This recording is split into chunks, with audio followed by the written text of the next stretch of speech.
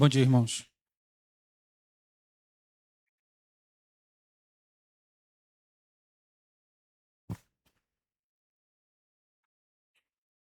Bom, hoje, para quem gosta de anotar, né, nós iremos falar sobre o amor de Deus.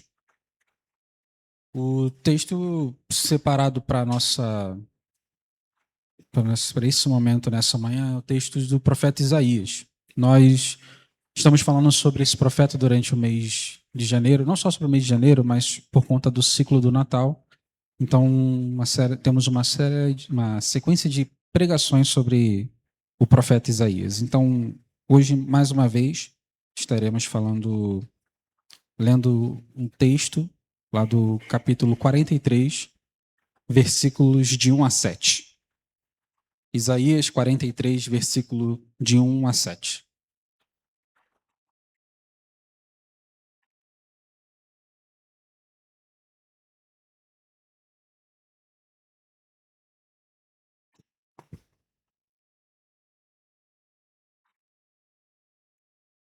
Amém? Todos acharam?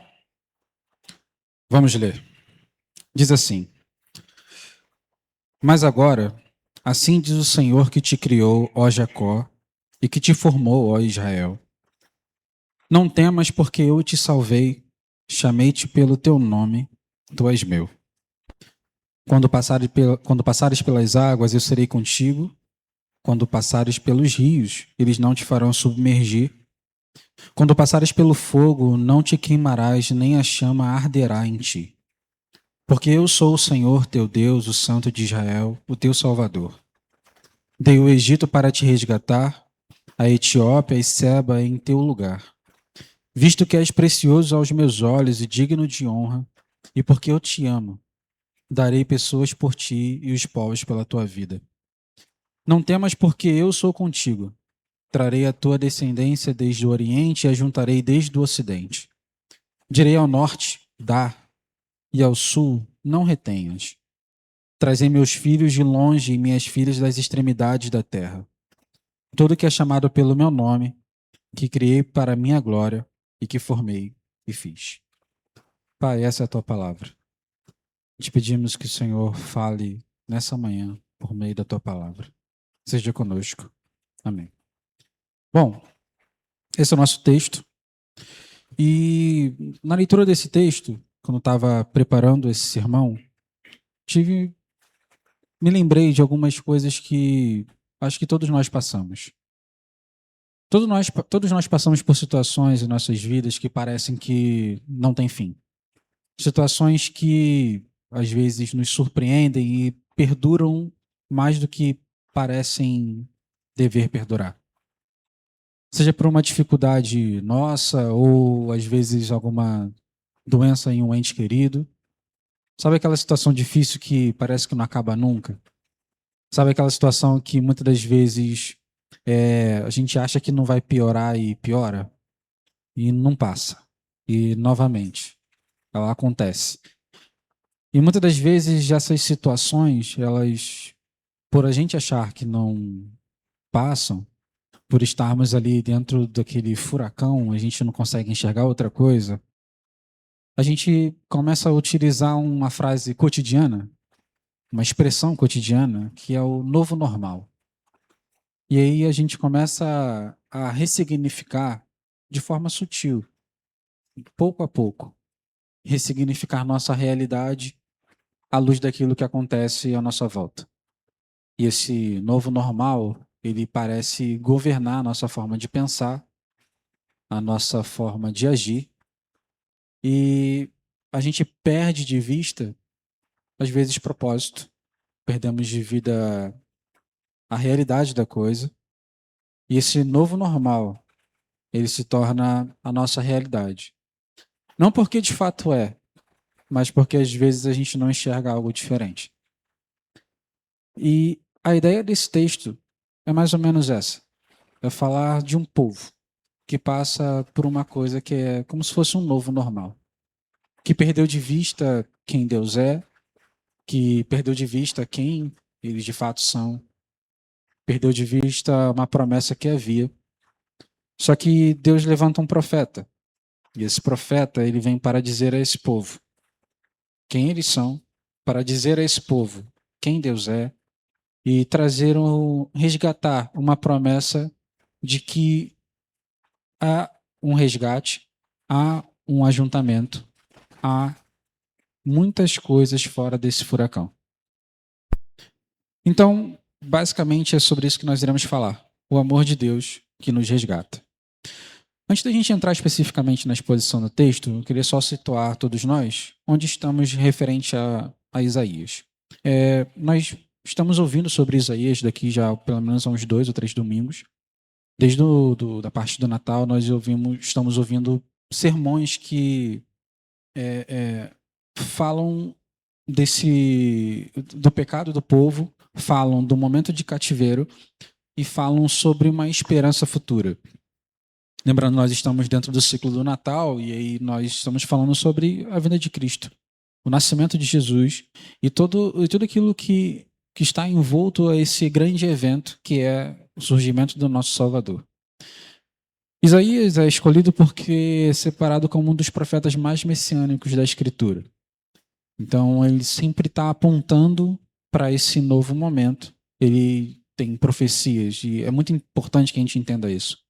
Que as profecias do profeta Isaías, ou de todos os profetas, elas têm a sua relevância momentânea, local, então ela serve para quem ouvia esse profeta na época, mas também ela apontava para um acontecimento futuro.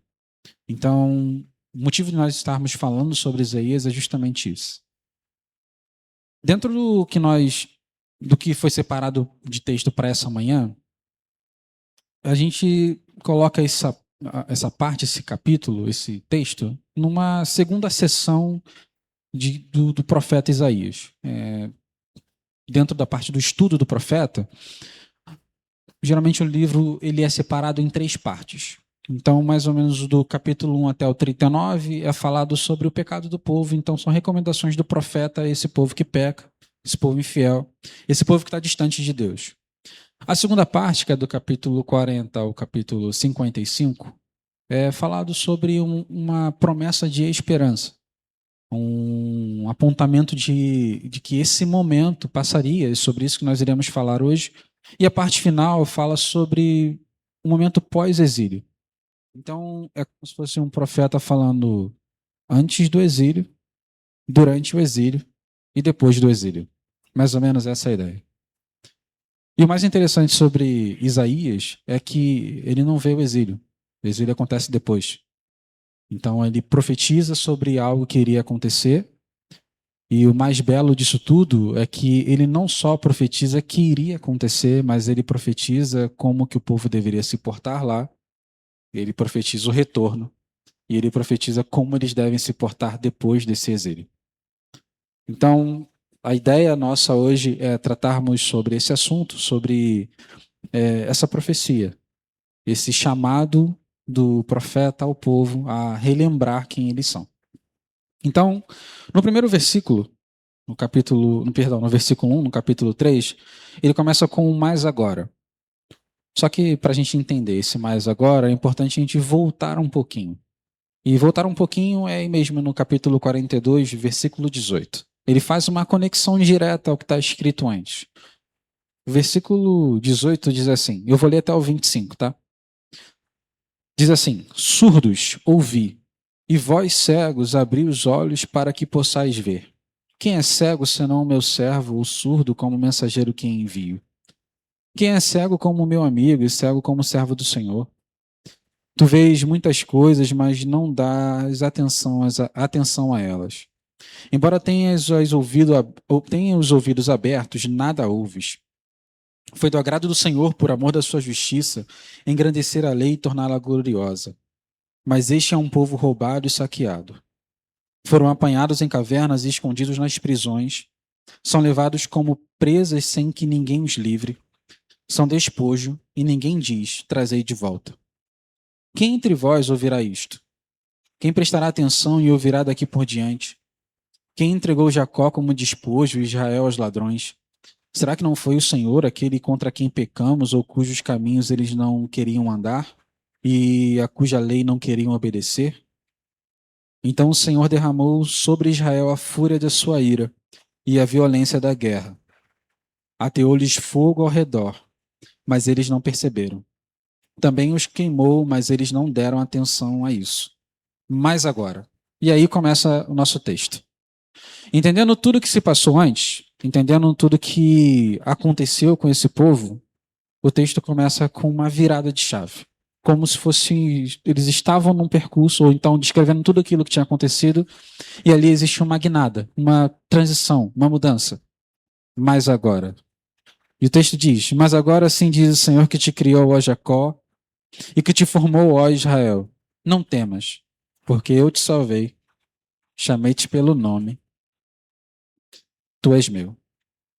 E esse texto e essa mudança, ela vem justamente para contrapor o que foi dito diretamente antes. Havia um povo que tinha abandonado as práticas do Senhor, um povo que infiel, um povo que estava cometendo idolatria, e esse povo sofreu. Ele sofreria. E ele sofreria não porque Deus é mau, alguma coisa nesse sentido, mas ele sofreria por conta de suas próprias atitudes. Eles quebraram a promessa. Eles buscaram para si caminhos de sofrimento. E é interessante que nessa parte anterior que nós lemos, aí no capítulo 42, está dizendo que houve um engrandecimento da lei do Senhor para que aquele povo entendesse qual era a lei. Para que aquele povo entendesse qual era a verdade de Deus, mas aquele povo ignorou. Aquele povo deixou de lado a lei do Senhor. E deixando de lado a lei do Senhor, aquele povo sucumbiu. Aquele povo foi saqueado, aquele povo foi roubado. E um ponto interessante sobre o que a gente leu é que Deus trouxe o juízo àquele povo. Então, o próprio texto vai dizer que o mandatário, ou então o executor da pena daquele povo foi o próprio Senhor, que trouxe fogo, que trouxe destruição. Mas aquele povo estava tão perdido, tão cego, tão surdo, que eles não perceberam que foi o Senhor.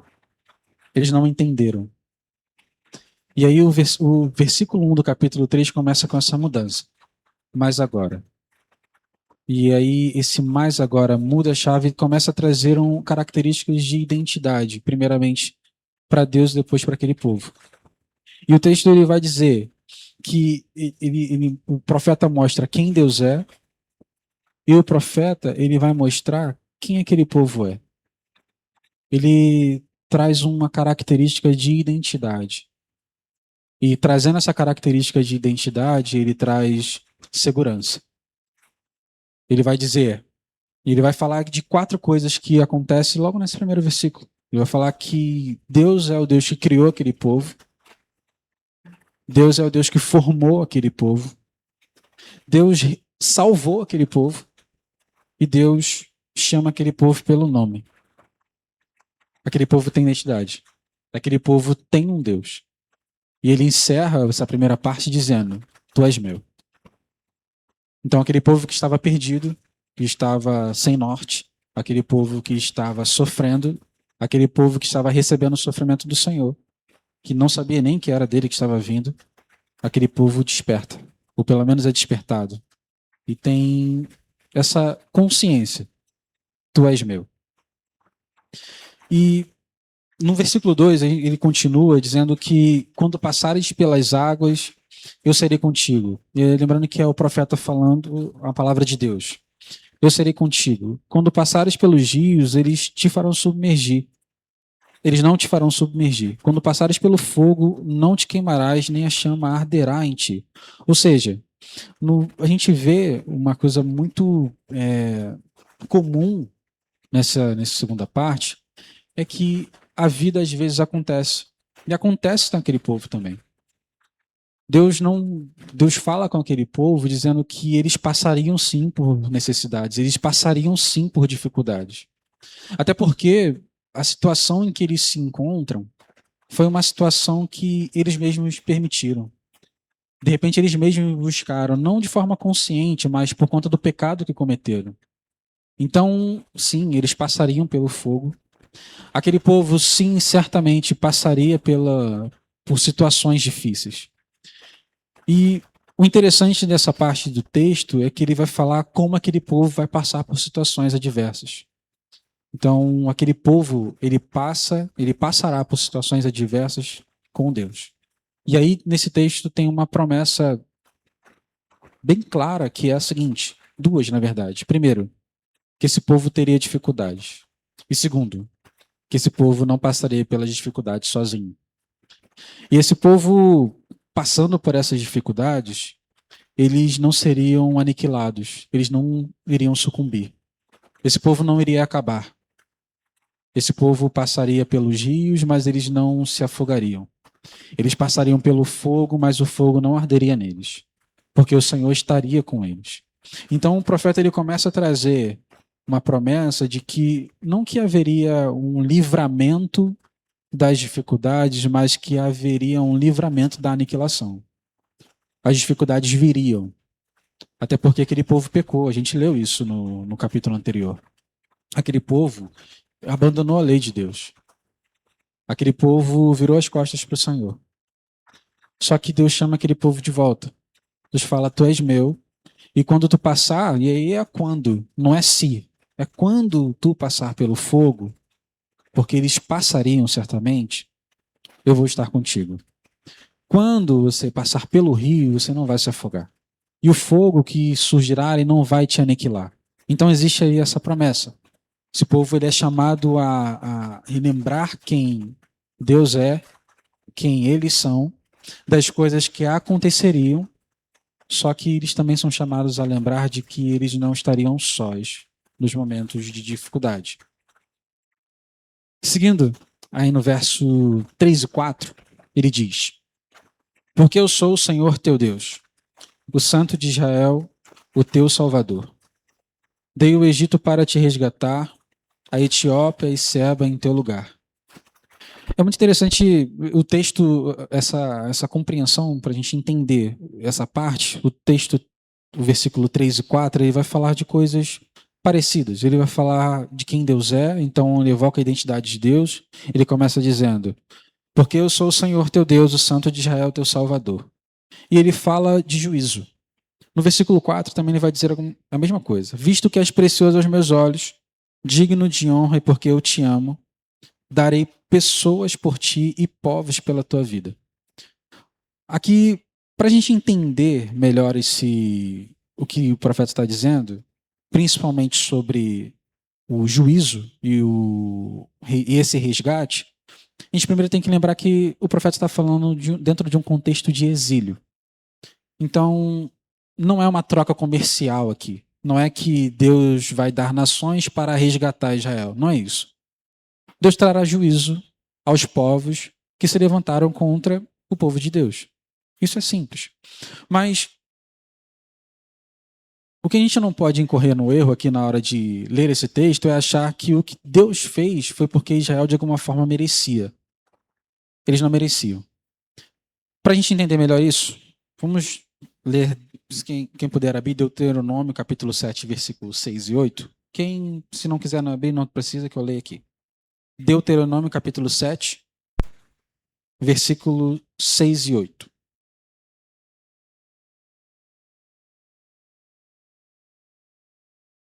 Deuteronômio 7, versículos de 6 a 8 diz o seguinte: porque tu és povo santo para o Senhor teu Deus. O Senhor teu Deus te escolheu para que sejas o seu povo particular dentre todos os que há sobre a terra. O Senhor não se agradou de vós, nem vos escolheu porque fosseis os mais numerosos do que todos os outros povos, pois eres menos numerosos do que qualquer outro povo. Mas o Senhor vos tirou com mão forte e vos resgatou da casa da escravidão, da mão de Faraó, rei do Egito, porque vos amou e quis manter o juramento que havia a vossos pais. Ou seja, o que está aqui no versículo 4 do capítulo 43 de Isaías, dizendo que porque Deus amou e porque eles eram dignos de honra, não era porque eles tinham feito algo. E a comprovação está diretamente no que a gente acabou de ler em Deuteronômio. Aquele povo não era o mais numeroso. Na verdade, comparado aos povos que estavam ao redor, eles estavam em menor número. A grande questão, e aí é muito importante que a gente entenda isso, o que Deus faz, essa promessa de resgate, não estava voltado para o que o povo merecia. Estava voltado para quem Deus é. E o texto ele é muito claro quando diz isso. Ele faz porque ama. Então, porque ele ama, ele considera aquele povo digno. Porque ele ama, ele considera aquele povo protegido dele. Porque ele ama, ele vai exercer juízo sobre aqueles que se levantaram contra o seu povo. Também é importante a gente entender que essa não é uma promessa de vingança. Não é uma questão de vingança aqui. O foco não são os povos que serão oferecidos, o foco é o amor de Deus. O amor de Deus por um povo escolhido. Essa promessa de que o Egito seria entregue, que Seba seria entregue e que Etiópia seria entregue, ela se cumpre posteriormente com Ciro. O rei Ciro, usado por Deus, ele dá fim ao exílio e esse rei ele domina essas regiões. E todo juízo necessário ele acontece contra aqueles que se levantaram contra o povo do Senhor. É uma promessa de que não subsistem aqueles que se levantam contra o Deus que nós cremos. Não por conta do povo, e essa é a grande coisa.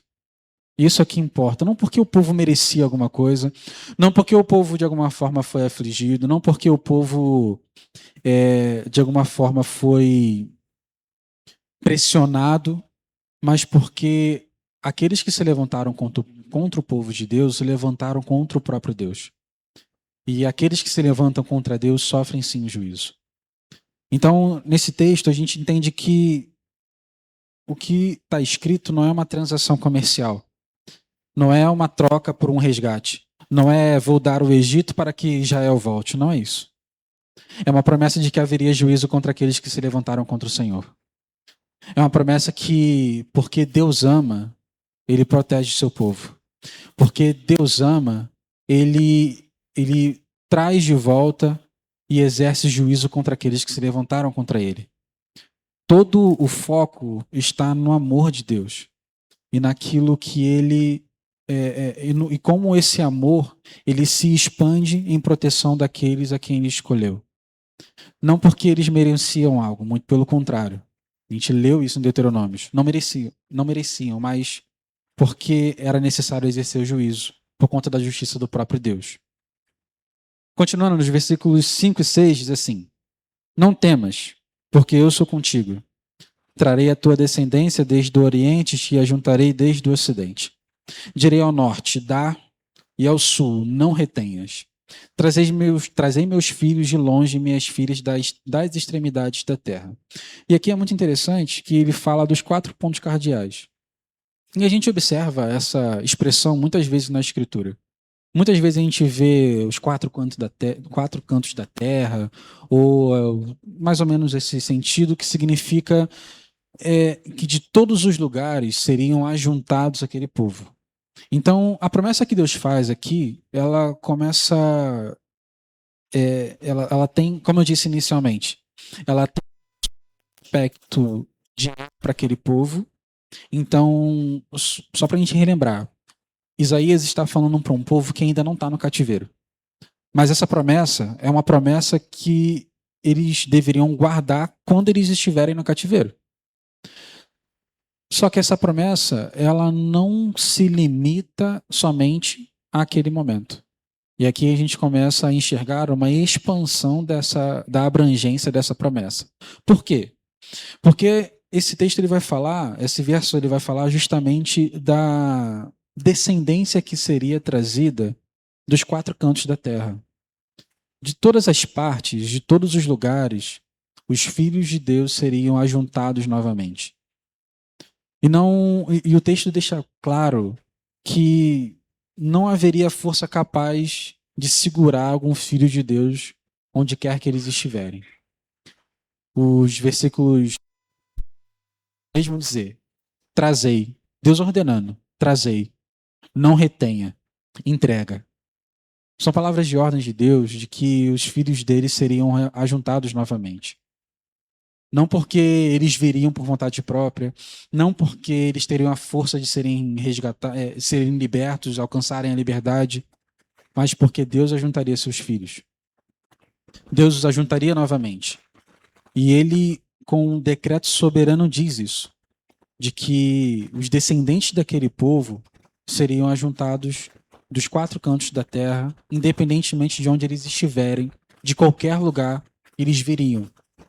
E é nesse ponto que essa promessa começa a se expandir. Porque esse local de onde o povo está, esses 4 cantos, ele não está falando somente do exílio. Ele não está falando somente dessa expansão ou desse espalhar do povo de Deus pela terra. Ele está falando de uma promessa que começa a chegar a nós, de um retorno de volta para casa. E o versículo 7, ele confirma isso dizendo, todo aquele que é chamado pelo meu nome, todo que criei para a minha glória e que formei e fiz. Ou seja, trazei todos os meus filhos que estão dispersos nos 4 cantos da terra, todos aqueles que são chamados pelo meu nome, todos aqueles que foram criados para a glória do meu nome, todos aqueles que foram feitos pela mão do Senhor e todos aqueles que foram modelados à imagem de Deus serão trazidos de volta. O texto do profeta Isaías, aquele povo, é um texto de esperança. Um texto que fala de que eles passariam sim por inúmeras dificuldades. É um texto que vai falar de momentos que aquele povo não queria viver. Momentos que ninguém quer viver, na verdade. Mas é um povo que que não se voltou para o Senhor, muito pelo contrário, que abandonou as leis e eles passariam por dificuldades. Só que no meio da dificuldade, o profeta ele traz essa palavra para lembrar quem Deus é, lembrar quem eles são e lembrar que existe uma promessa de resgate, independentemente das dificuldades que aquele povo esteja passando. E é nesse ponto que a gente começa a fazer um grande paralelo com tudo aquilo que a gente vive. É nesse ponto que a gente começa a perceber que existem correlações muito visíveis de tudo aquilo que a gente leu. O que eu acho muito interessante sobre o profeta Isaías é que, sim, ele é um profeta messiânico. Só que se a gente parar para observar, existe muita relação com o que aconteceu com o povo de Deus na época de Moisés também. Então a gente vê um povo que era escravo em Moisés, lá no Egito. A gente vê um povo que estaria no exílio babilônico, e é muito provável que Isaías, quando profetiza, ele profetiza para o povo do exílio babilônico. Então, e a gente consegue também fazer essa correlação com a vinda de Cristo. Um povo que estava sem Cristo, sem um Messias, e eles aguardavam essa vinda do Messias, e nós, de maneira muito clara, fazemos relação também com um povo que aguarda o retorno, a segunda vinda do Messias, que somos nós. Então, dito isso, entendendo o que o profeta disse àquele povo, trago para nós 6 aplicações. A primeira é a gente entender que nós somos esse povo. E ser esse povo carregar a identidade desse povo significa que também nós agimos como esse povo agiu. E agir como esse povo agiu, eu não estou falando das coisas boas somente, mas eu falo que o povo que muitas das vezes se voltou contra o Senhor, que deu as costas à lei de Deus, que recebeu de Deus o juízo e que não percebeu esse juízo de Deus, muitas das vezes somos nós também. Muitas das vezes nós somos esse povo. Muitas das vezes nós, pela maneira que as coisas tomam forma, a gente perde de vista quem Deus é, quem nós somos, perdemos de vista as promessas que Deus tem para nós, a promessa de um retorno, a promessa de um ajuntamento, e nós começamos a imaginar que a vida é somente aquilo que a gente vê. Da mesma forma que aquele povo enxergava a vida somente com os olhos. E enxergar a vida somente com os olhos é não perceber que existe muito mais coisa para além do furacão que nos rodeia. Aquele povo, por conta de seu pecado, estava sofrendo. Por conta de suas escolhas, aquele povo estava sofrendo. Por conta de decisões erradas, muitas das vezes nós sofremos.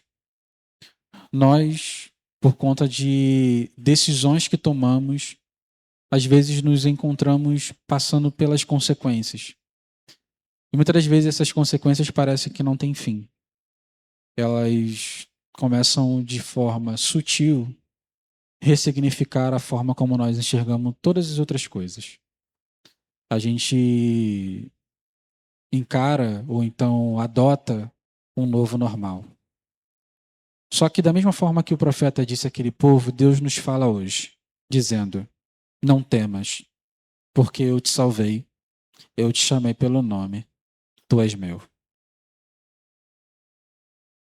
E é nesse ponto que a gente começa a entender, ou pelo menos lembrar, quem Deus é, quem nós somos. Na medida em que nós entendemos quem Deus é e quem nós somos, nós temos de volta a compreensão de identidade. E saber quem Deus é e quem nós somos é saber que temos um dono. E ter um dono implica em muitas coisas. Implica em saber que não estamos abandonados, saber que nós não estamos largados na nossa poça de pecado, saber que devemos viver de uma forma que condiz a esse chamado. Existem ônus e bônus a termos um dono. Existem responsabilidades que nós devemos corresponder. A ideia, o sentido é de que, de alguma forma, muitas das vezes a gente perde isso de vista, e por perdermos de vista a gente acha que tem, ou pelo menos pensamos que temos, o domínio sobre as coisas que estão ao nosso redor. As decisões que tomamos, a maneira como enxergamos a vida. Só que, da mesma forma como Isaías diz àquele povo, hoje nós precisamos lembrar que não devemos ter medo, que temos um Salvador, que nós temos um nome, que nós temos um dono. O segundo ponto é que a garantia da chegada no final não é nossa, é de Deus. É Ele quem garante que nós chegaremos até o final. E existe a gente muitas das vezes acha que essa chegada ela vai ser tranquila, mas não será. A vida ela acontece. Da mesma forma que aconteceu com aquele povo, a vida ela acontece. E a vida ela acontece de forma inesperada. Ela nos traz surpresas que às vezes são boas e às vezes são ruins. A vida ela traz momentos difíceis de se lidar, momentos que nós muitas das vezes perdemos de vista aquilo que Deus tem para nós. E o triste disso é que, uma vez que existe essa dificuldade de enxergar além, de ver além das dificuldades que a gente passa, a gente começa a achar que as dificuldades elas são a nossa plena realidade. Só que, da mesma forma que o profeta disse àquele povo que eles passariam pelas dificuldades, nós também passaremos. E é justamente isso. Nós iremos passar por elas. Nós não iremos sucumbir nas dificuldades.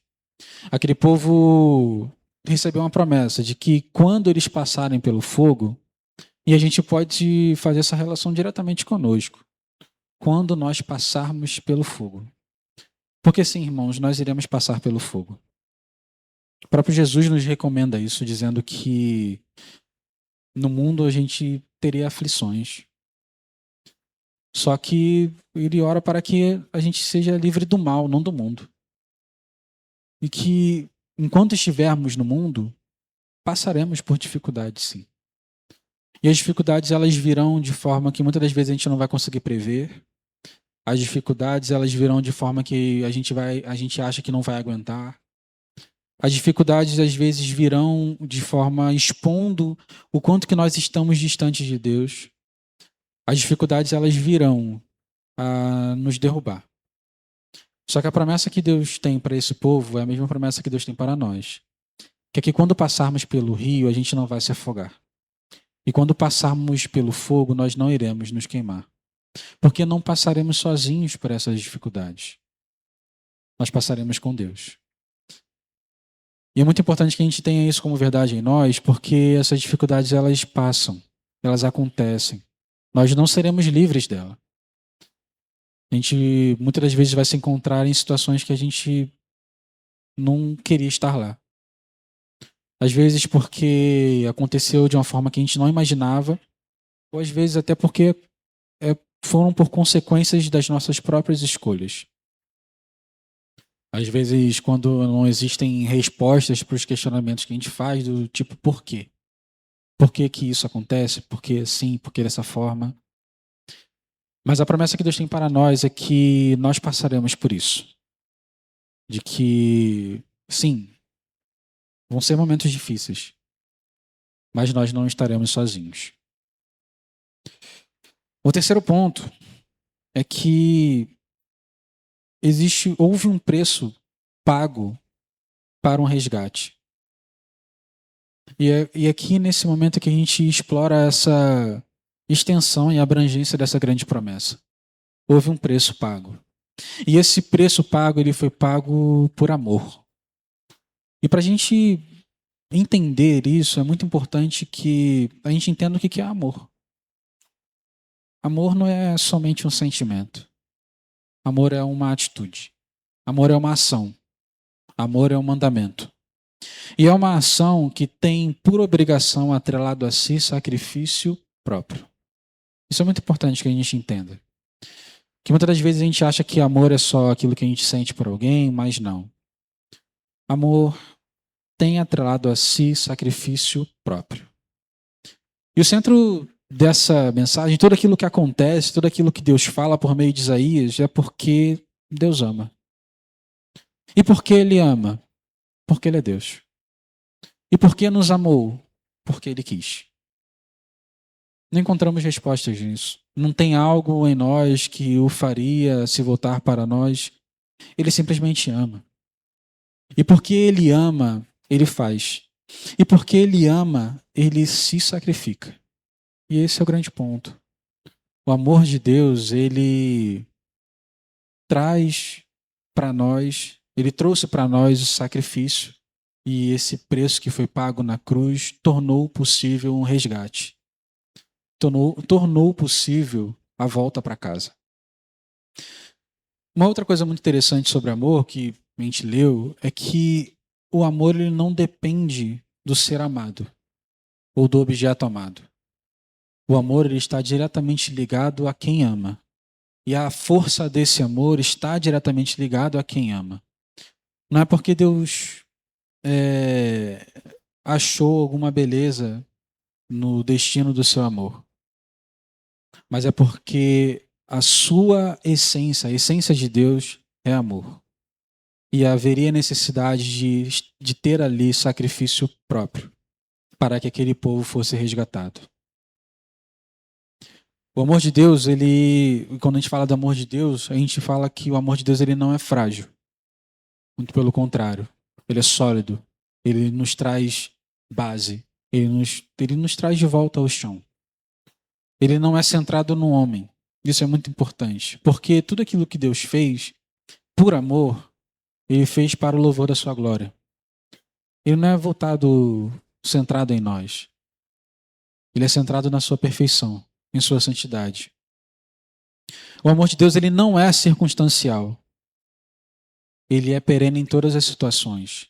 Independentemente daquilo que a gente passa, ele não é somente por um momento, esse amor, ele abrange toda a nossa vida.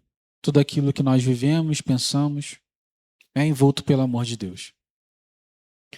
E o amor de Deus, ele é soberano, ele é pactual e redentor. Por quê? Porque nesse amor que nos governa em todas as coisas, ele traz uma promessa de que voltaríamos. Ele traz uma promessa do porquê ele ama, ele vai trazer de volta. Ele vai reajuntar. E ele é redentor porque ofereceu o seu próprio filho para que houvesse possibilidade desse amor. Então a gente enxerga que, a gente observa que esse amor, ele tornou tudo possível. Porque Deus ama, Deus libertou o povo do Egito. Porque Deus ama, ele prometeu o reajuntamento daquele povo durante o exílio. Porque Deus ama, ele prometeu um redentor, e porque Deus ama, e porque ele ama, ele vai voltar. E é nessa promessa que ele nos convida a nos agarrar nessa manhã. Não porque nós merecemos algo, muito pelo contrário, mas porque há nele amor suficiente para isso. Quinto, onde quer que estejamos, independente do quanto da distância que nós nos afastamos, nós seremos reajuntados. Nós seremos chamados de volta. Muitas das vezes, nesses momentos de dificuldade, a gente acha que não vale a pena estar, não vale a pena ser, não vale a pena ler, não vale a pena buscar. E essas dificuldades, elas vão tomando toda a nossa forma de enxergar o mundo e a gente se afasta. Mas a mesma promessa que Deus tem para aquele povo, Deus tem para nós. Que não haveria força no mundo capaz de impedir Deus de resgatar seus filhos. Independentemente de onde eles estiverem, eles serão resgatados. Independentemente da distância que foi percorrida, eles seriam ajuntados novamente. Não haveria distância mais poderosa do que o amor de Deus em resgatar um filho. E nós presenciamos isso. Nós vivemos isso. Essa é a nossa realidade. Nós fomos resgatados. Nós oramos para que outros sejam resgatados, independentemente das distâncias que eles tenham percorrido. Nós seremos ajuntados novamente. E esse ajuntamento, ele foi pavimentado pela obra de Cristo na cruz.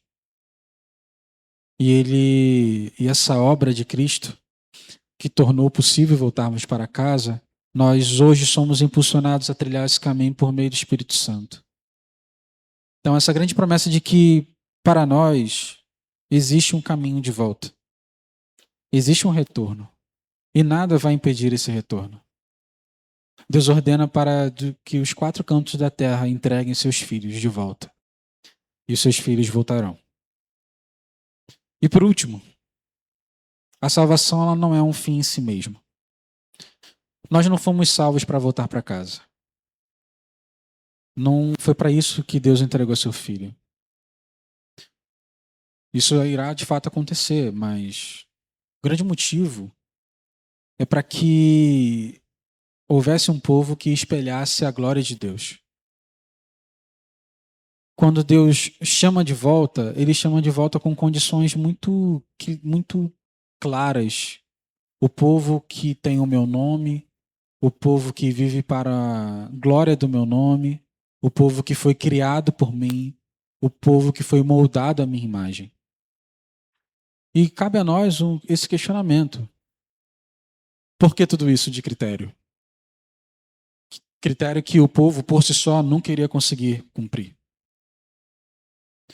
Porque Deus chama um povo para o esplendor da sua glória. E esse povo que é remido, que é salvo, é um povo que expressa a beleza da glória do Senhor na sua forma de agir, na sua forma de pensar, na sua forma de atuar no mundo. É um povo que, por obrigação, carrega o nome de Deus.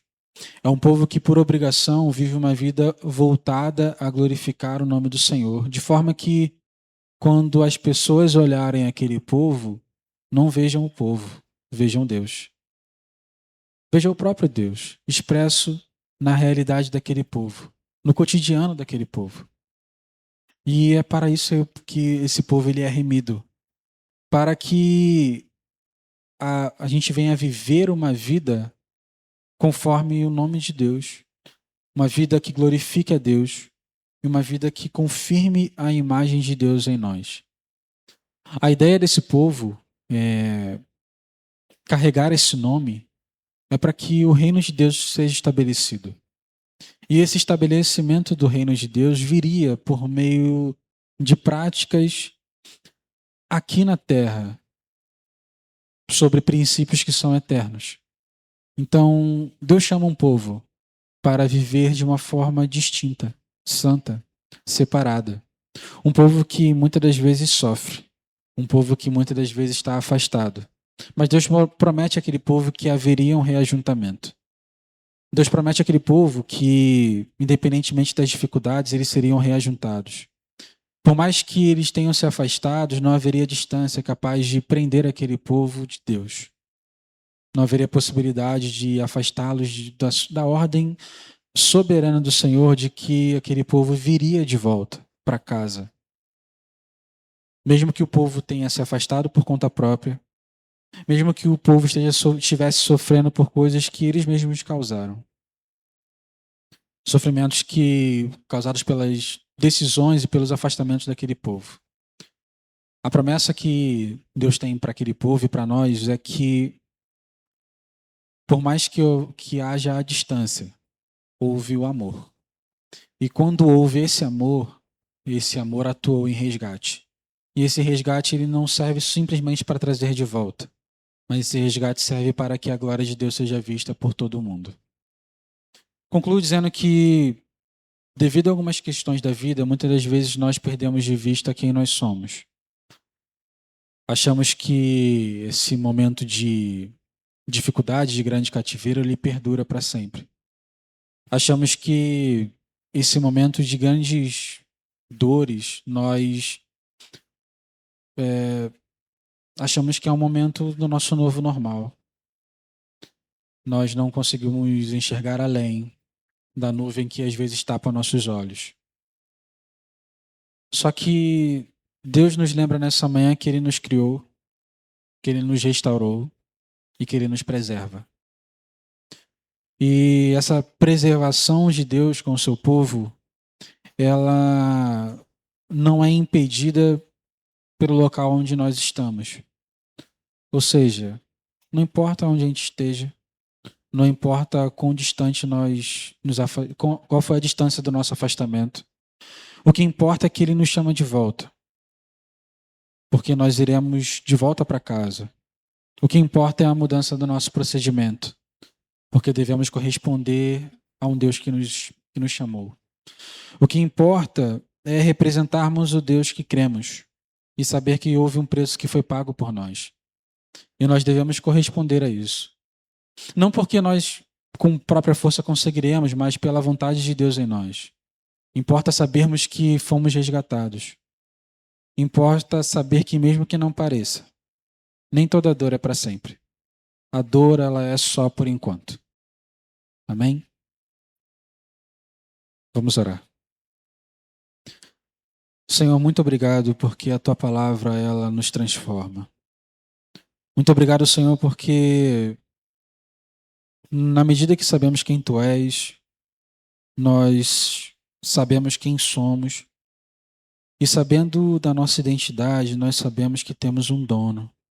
Sabemos que fomos criados para um motivo e esse motivo é o resplendor da Tua glória. Sabemos que não existe nada que possa nos afastar do Teu amor. E esse amor ele foi tão perene, foi tão forte que entregou a si mesmo para que houvesse possibilidade de retorno para casa. Nessa manhã, Senhor, que essas palavras, que essas promessas, elas venham se fazer presente em nós. Elas venham transformar a nossa maneira de viver, transformar a nossa maneira de enxergar as coisas. Que o conhecimento da Tua verdade venha, Senhor, venha gerar em nós grande mudança. Não para nós mesmos, mas para que o Teu nome seja bem representado por meio de nós. Guarda nosso coração, Senhor, de achar que todas as situações elas são o que são. Guarda nosso coração de achar que a dor ela vai ser para sempre. Guarda, Senhor, nosso coração de achar que o tempo não vai passar e que as dificuldades que nós estamos passando, de fato, é assim que a vida é. Senhor, que cada vez mais nós venhamos entender que o Senhor, com mão forte, nos guia sobre todas as coisas. Que nós venhamos a entender, Senhor, que sim, passaremos por dificuldades e que essas dificuldades elas não venham redefinir aquilo que cremos e pensamos sobre Ti. Muito pelo contrário, Senhor, que durante essas dificuldades nós venhamos nos agarrar cada vez mais em Ti, sabendo que, por mais que elas existam, nós não estamos passando por elas sozinhos. Muito obrigado por um amor que não cabe em nós, um amor que nos trouxe de volta e um amor que nos preserva até o retorno do Teu Filho. Amém.